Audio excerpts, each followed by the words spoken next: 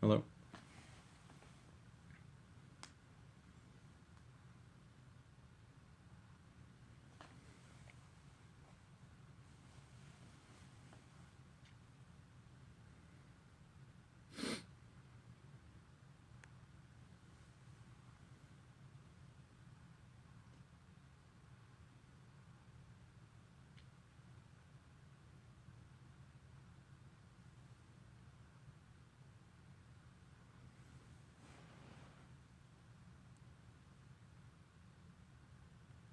Assalamu alaikum. We're just waiting for um, Sis to join us, inshallah.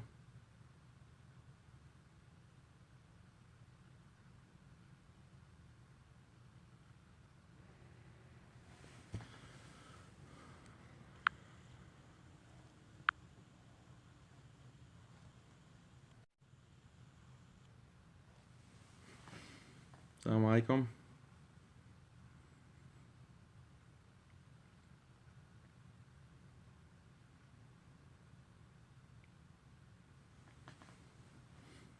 We'll just get started in another minute or so. Just waiting for Shifa University. Okay. Assalamu alaikum. Thank you for joining. Bismillah, alhamdulillah, salatu wassalam ala rasulillah. So this is a talk that I prepared for SIST 2018 at Shifa University, and the Shifa Student Society was generous enough to invite me, and it's a pleasure to have the opportunity to speak to you all the talented students and SIST participants. And my name is Daniel Hairaju. I originally planned to be there with you in person, but due to some last minute issues, I wasn't able to fly there. So I'm going to be talking to you from the US in Texas, actually. So the other side of the globe. And I just want to give you some thoughts on this topic of freedom.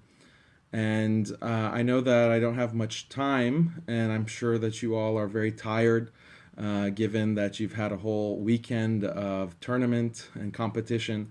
So I just want to give you some brief thoughts on this concept of freedom and how we as Muslims should start thinking about and start understanding the concept of freedom within our own Muslim Islamic discourse.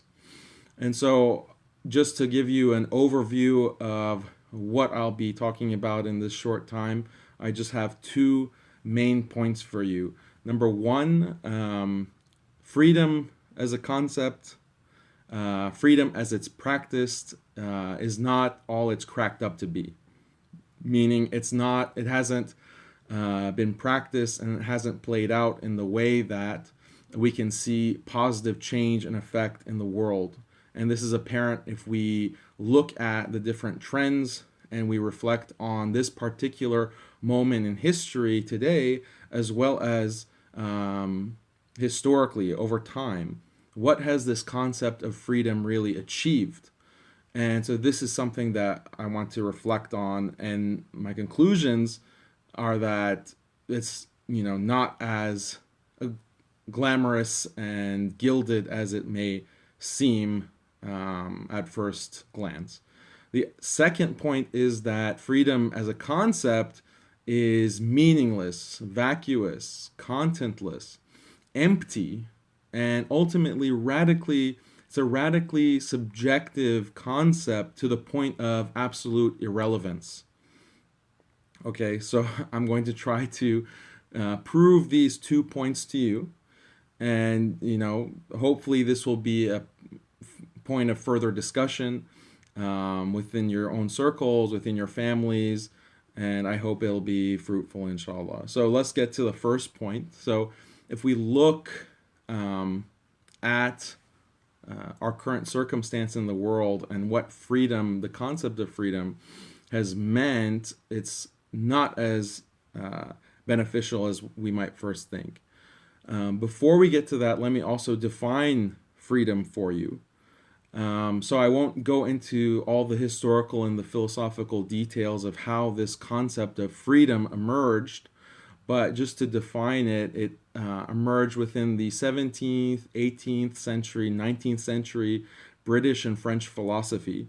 You had philosophers like John Locke, John Stuart Mill, Jeremy Bentham, Condorcet, Montesquieu, Voltaire, all of these British and French thinkers that you may have studied if you studied philosophy and history, they developed this idea of liberty and freedom.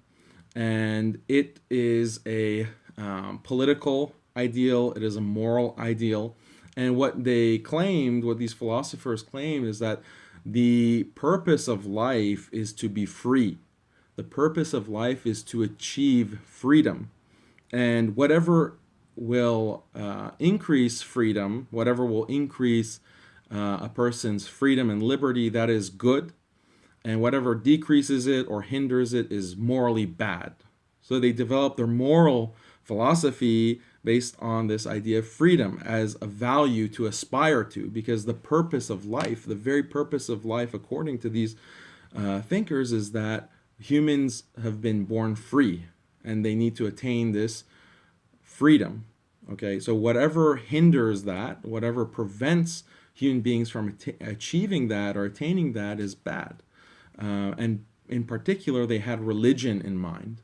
Religion, and especially Islam, is a hindrance to human freedom because religion brings obligations and responsibilities, and this prevents people from attaining freedom. If you have a political system that's based on religion, then that also restricts freedom, it restricts liberty, it restricts people's human rights, and so on and so forth. So freedom is this political and moral value.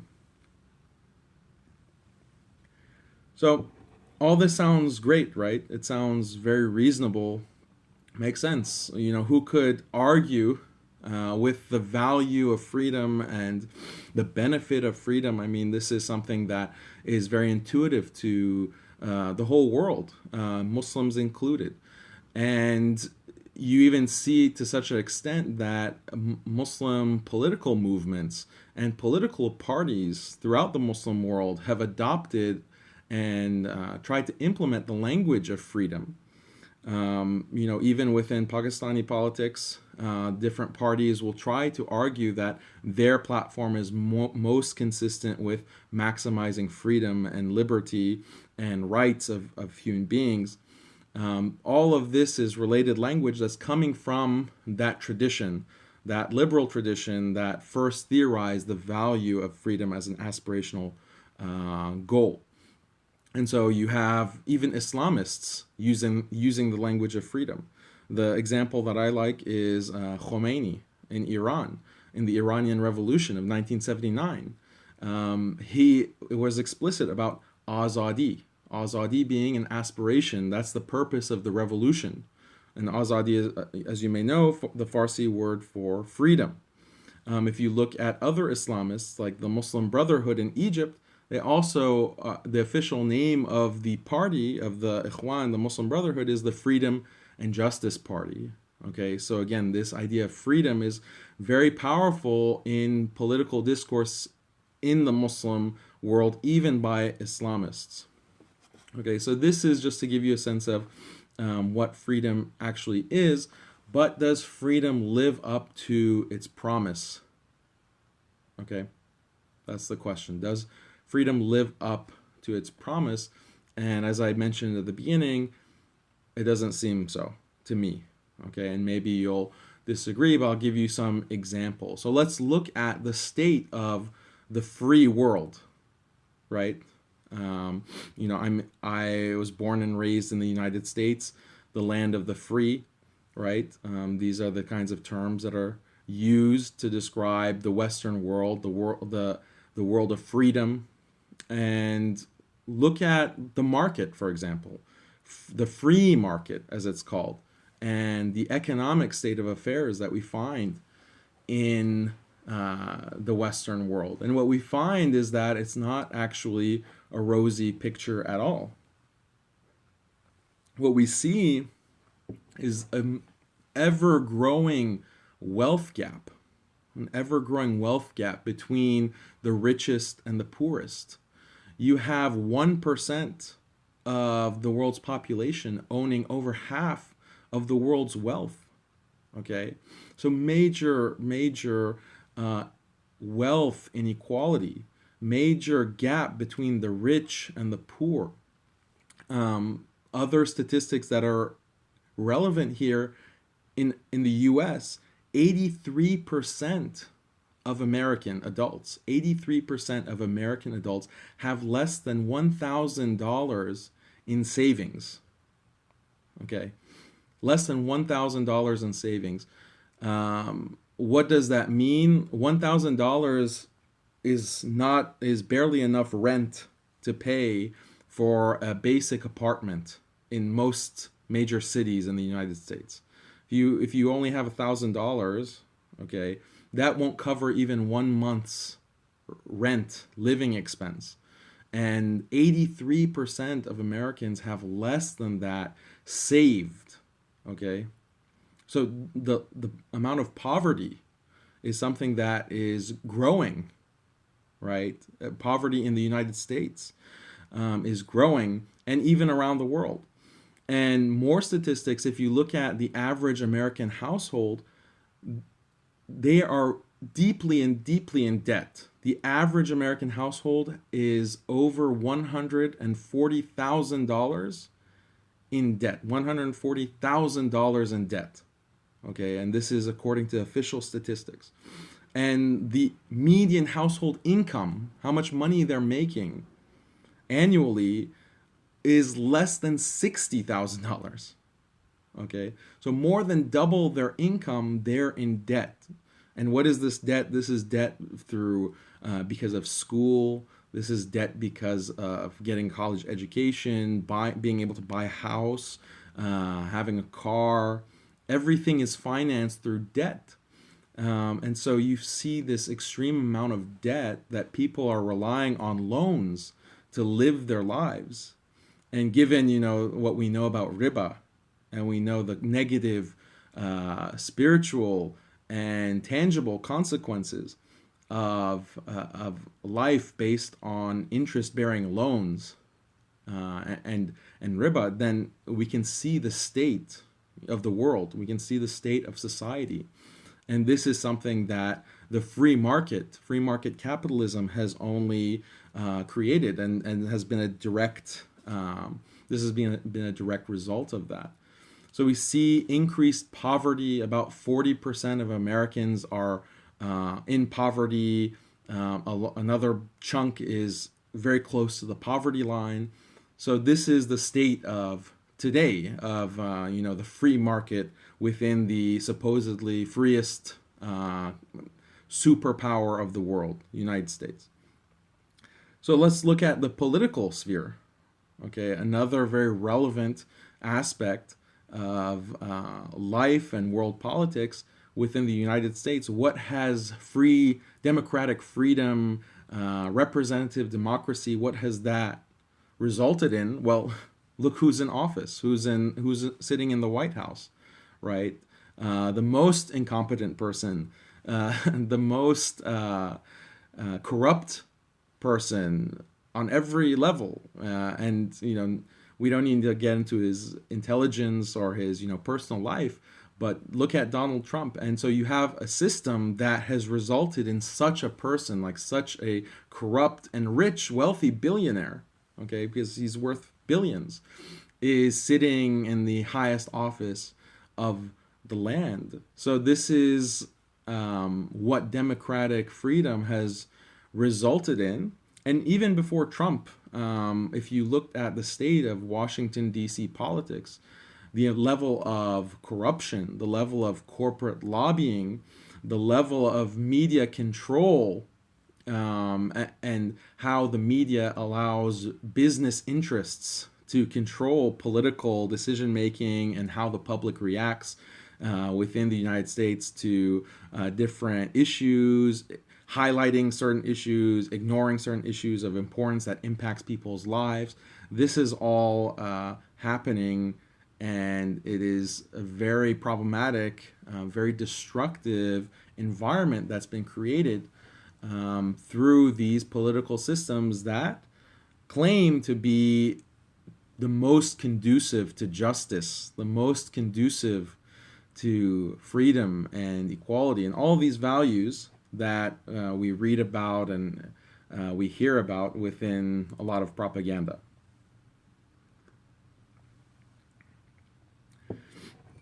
We should also look at the impact to the environment, okay, of the free market, global capitalism, neoliberalism, economic policy. What has that done to the world environment? Okay, and I'm not going to belabor the point because we don't have much time, but look at the extreme weather, climate change that is causing a lot of damage and destruction around the world. In the US right now, the weather is record-breaking cold within the United States. And this past summer was record-breaking heat. This is causing a lot of suffering. And it's, again, due to this kind of unbridled free market capitalistic drive that has resulted in all of these kinds of problems. Another area of freedom is sexual freedom. Okay, the freedom to express yourself and to behave however you want according to your desires in a very hedonistic manner. This is something that was pioneered with the so-called sexual revolution in the 1960s in the United States and the Western world generally, and that kind of culture was disseminated across the world, initially through satellite TV, but now you have the internet, you have social media that is disseminating that kind of very permissive, promiscuous culture that is affecting so many people around the world. And so what has been the result of that? Well, there's been a hypersexualization of society, okay, hypersexualization, and that has caused all kinds of problems developmentally with children, with young adults, with adults. When you look at how that affects the mind, where you're constantly exposed, okay, to sexuality, and then also when it comes to behaviors. When you look at, again, the statistics in the United States, over half, actually not just the United States, all of Europe as well. If you look at the number of children that are born every year, over half are born to single mothers.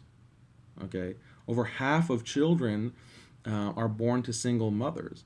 And Islamically, we know that this is a disaster. This has extremely negative consequences, spiritually and ethically and so forth. But even from a purely secular basis, right, there are statistics that show that children that are born into single parent households, single mother households, are more likely to do drugs. They're more likely to fall into crime. They're more likely to end up in prison. They're more likely to be unemployed. Okay, so all of these negative consequences societally, socially, come about because of this increase in the percentage of children that are born into single mother homes. So this is a big, even from a secular perspective, even if we don't even have to be religious to understand the impact of this for society and for each and every one of us. And then also recently in the news, look at what we see with sexual harassment. Okay, I don't know how much news you're following in Pakistan on this, but it's caused a huge scandal in the United States because of this idea of Me Too. Okay, Me Too. So many women coming out and saying, yes, I've been a victim of sexual harassment or sexual abuse. I've been taken advantage of. this is a disaster because it's caused so much confusion. Well, what is the appropriate way to behave with people of the opposite sex? And if you don't have religion, if you don't have moral principles, okay, timeless moral principles that go back to who we are as human beings, then it's anyone's guess. Okay, your opinion is just as good as someone else's opinion. And when you have a whole entire sexual revolution premised on this idea of anything goes, right? Anything is permitted. Okay, as long as it feels good or there's an understanding that you can express yourself, then that's fine. And this is the result. Now we have a crisis. Okay, not we, Muslims don't have a crisis so far as they have avoided the implications and the practices and behaviors that came with the sexual revolution, but society as a whole is in crisis. And as Muslims, we should care about that. Okay, we should care about that because we have to be concerned with our fellow human beings, right? Our brothers and sisters in humanity. We have to want to help. We have to be sympathetic, and we have solutions, right? We have solutions. Just something simple like avoiding khalwa, avoiding being alone, right, with the opposite gender. I mean, that's just one small piece of the pie, but it still can prevent so much of the kind of sexual harassment that people are reporting. Okay, that's being reported out of Hollywood and out of Washington D.C. So this is the result. We've seen the result of sexual freedom and hypersexualization that has led to so much headache and so much crisis and pain and suffering as well. And then finally, let's look at freedom of identity. Okay, this idea that you're free to pursue whatever identity that you choose. And this is interesting because in the United States, recently, over the past 5 years, there has been a sudden surge of neo-Nazism. Okay, neo-Nazis are coming out of the woodwork, and when these neo-Nazis are interviewed, they say that, look, we have freedom of identity. If other ethnic groups can celebrate who they are, their identity as, Black identity, Native American identity, Asian identity. Well, we have our white identity. We have our white European heritage. Okay, why shouldn't we be able to celebrate that? Okay, why shouldn't we identify as European supremacists? Okay, so they're using the language of identity politics to justify their neo-Nazism. And you also have white supremacism, okay, hand in hand with that. The KKK, the Ku Klux Klan as well. And they all are appealing to this identity politics to justify that, look, it's a free country. Okay, why should we be penalized for beliefs that we have, an identity that we want to express? So this is the kind of problems that are created when you claim that anything goes, that everything is free to be explored. And then even questioning of gender, okay? Transgenderism. This is something that we find a lot of within the United States as well, or increasing. There's a lot more media exposure to this issue, this idea that men who want to identify as women, or women who want to identify as men. Okay, biologically they're one sex, but they feel that they do not identify with that sex. Okay, so this is, again, when you have subjectivized everything, and people are free to pursue anything, even when it comes to their own identity of who they are, regardless of biology, anatomy, regardless of social convention, regardless of tradition, regardless of religion, regardless of parental supervision, all of these things, if you throw that all out the window and you say, look, we need to pursue this kind of absolute freedom to rewrite the rules as we want, okay, it leads to chaos. It leads to so much confusion, okay, and we see that with the amount of confusion that is happening within the West currently. And I mean, a lot of people have called this a cultural crisis, okay? There's a cultural crisis happening within the Western world where this idea of liberty and freedom is now in question, okay? And there are books that are being written and published that say, you know, the end of liberty, the end of freedom, okay? These ideas that we had and we thought would lead to progress and would lead to utopia and the salvation of humanity on this earth, it didn't pan out. It didn't pan out the way that we wanted. Okay? And so it's ironic to me that Muslims are trying to use or trying to claim freedom for themselves when the rest, you know, of the so-called advanced civilized world has decided that actually this wasn't so great. This is something that we need to get rid of. It actually has caused a lot of harm, and Muslims are, you know, catching up or behind in that. So that's I find that ironic. And I mean, we don't even have to go into the history of, you know, Western colonialism.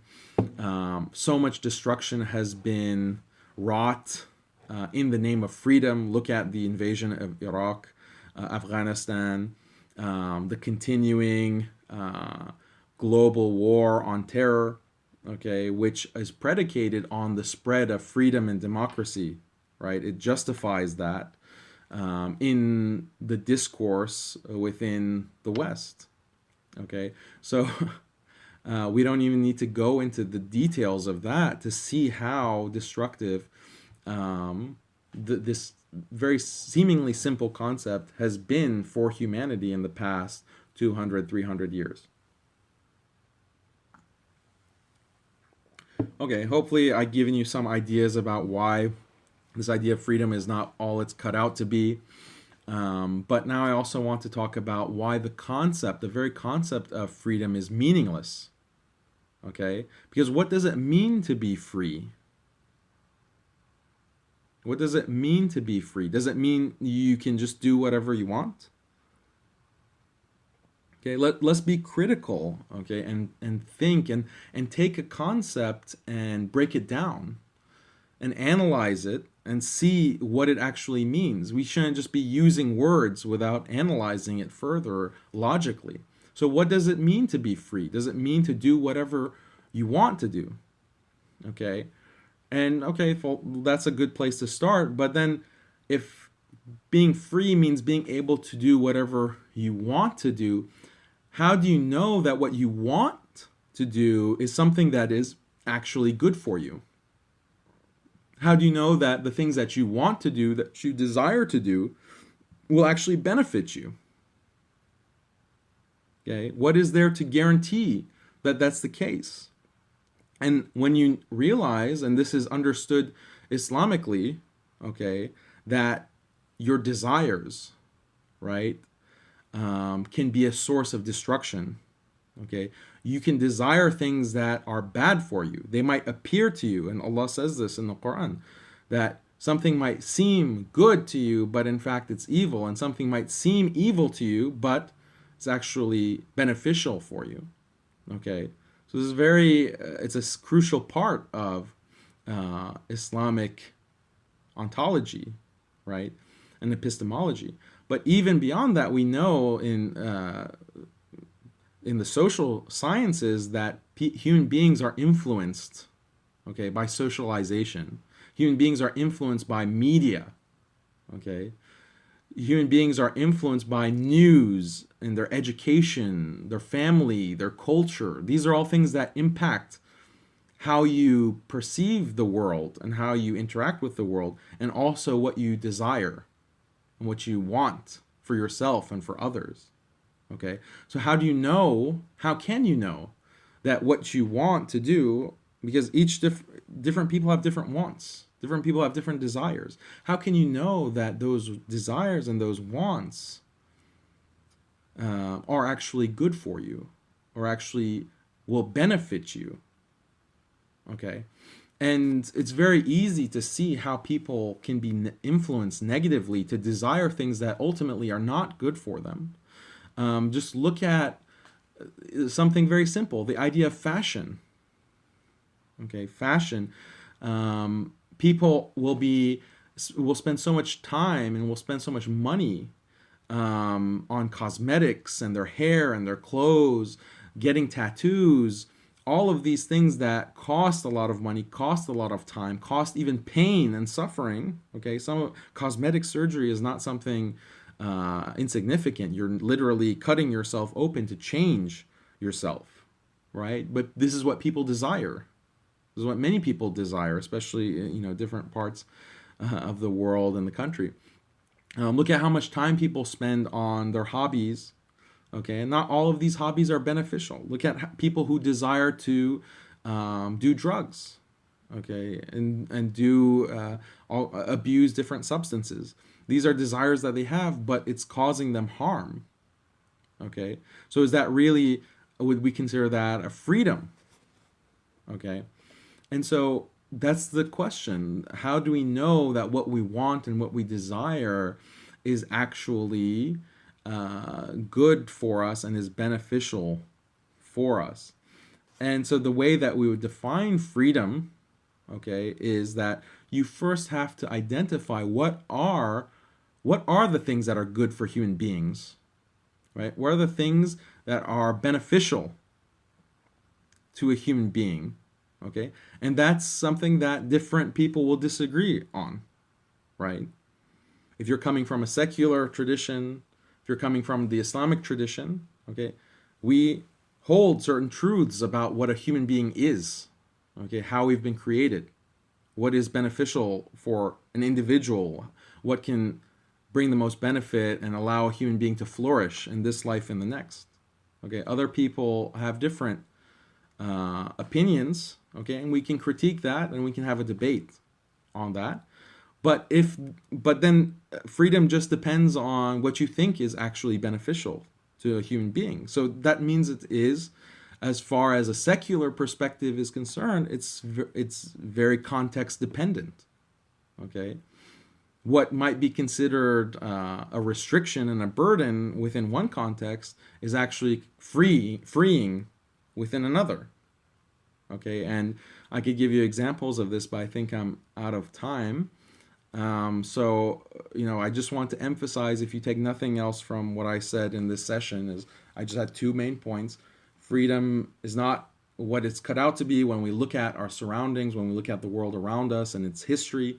And then also the very concept is meaningless, is vacuous. And I invite you to ask these kinds of questions, to be more critical, to think about these topics more deeply. And I'm, mashallah, a lot of bright minds over there. And I'm sure that the next generation of brilliant thinkers, Muslim thinkers, will come out of Pakistan, inshallah. And we have high expectations. And I'm looking forward to the future and your contributions, inshallah. Again, jazakumullah khair for inviting me. It was a pleasure and an honor to speak to you, and I hope you have a great rest of your tournament. Assalamu alaikum.